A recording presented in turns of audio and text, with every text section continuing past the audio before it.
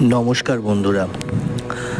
আপনার শত্রু যদি আপনাকে খুব বেশি কষ্ট দেয়, আপনাকে খুব বেশি যদি অতিষ্ঠ করে তোলে আপনার জীবন, আপনাকে অযথাই আপনার পিছনে যদি সে জ্বালাতন করে, একটা কাজ করতে পারেন। সমস্ত দুঃখ, কষ্ট, সমস্ত অপমান, সমস্ত ঝামেলা কিন্তু সেই তার কাছেই ফিরে যাবে যদি এই কাজটি করতে পারেন। কাজটি কি? আপনাকে একটি শনিবারে সেই কাজটি করতে হবে। একটি পেরেক নিতে হবে, পেরেকটা ভালো করে লাল করে গরম করতে হবে, করে সেটাকে আবার ঠান্ডা করতে হবে। করার পরে একটি পিচবোর্ড কাগজের ওপরে সেই শত্রুর নাম লিখতে হবে।